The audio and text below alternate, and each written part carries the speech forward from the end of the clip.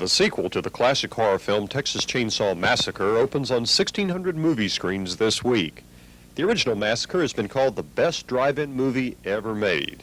To find out if the sequel will be just as enjoyable, Ron Zimmerman talked to the director and to Joe Bob Briggs, the satiric drive-in movie critic from Rockwall, Texas. Tobe Hooper has come home to Texas to direct his next horror masterpiece.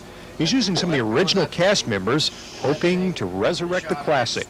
So what's different about the new Chainsaw Massacre? It's a different slant on the genre. I mean, there's some tricks up my sleeve that, that makes this different. It's certainly different from all the 13ths and the Halloweens and, and all of those. In what way? Well, I'll have to wait and let you see the picture.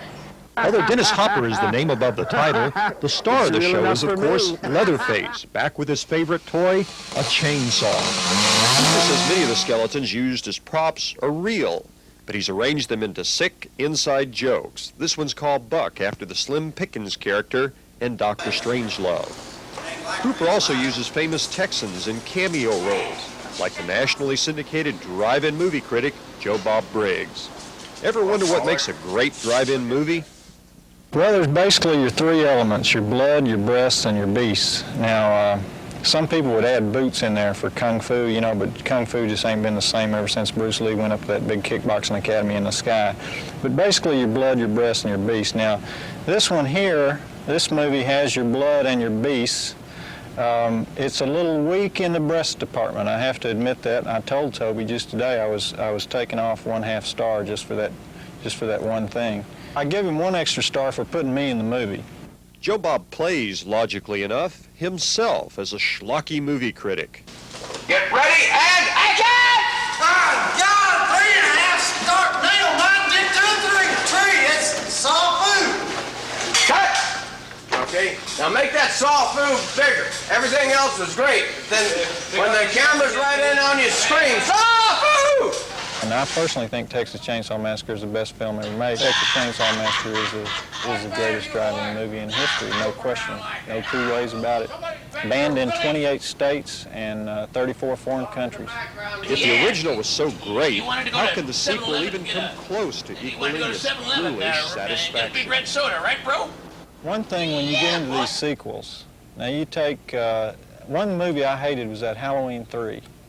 They make the movie Halloween 3, no Jamie Lee Curtis, no breather in a hockey mask, no Donald Pleasance, and they call that Halloween 3. Now those people that make the Friday the 13th movies, they have made the exact same movie 6 times. That's something I admire. That's hard to do. If you're gonna make a sequel, make a gall-darn sequel. And some of the scenes in this Texas Chainsaw Massacre Part 2 are so good, you'll think you're watching the first movie all over again. Director Hooper allowed Joe Bob to write much of his own dialogue, and he rehearsed his villains carefully to get their very best performances. You gotta run for that money now. You gotta chase that dollar. You gotta go fast and catch it. Well, of course, the Saw family is probably the most famous cannibal family in movie history. And there's a family like this. There's at least one cannibal family like this in probably every small town in Texas. Your basic white descended from a long line of cousins family.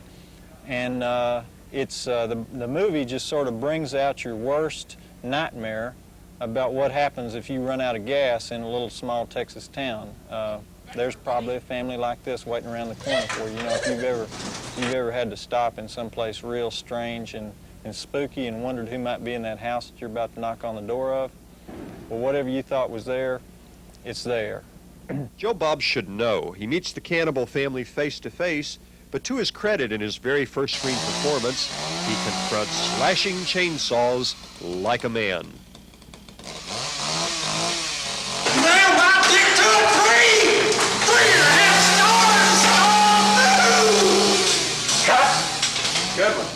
Print it. One more real quick. And how does Joe Bob feel about playing a yuppie who gets victimized? Well, I think if you saw that movie Breakfast Club or that movie 16 Candles, I don't know about you, but I'm sick and tired of these little weenies. And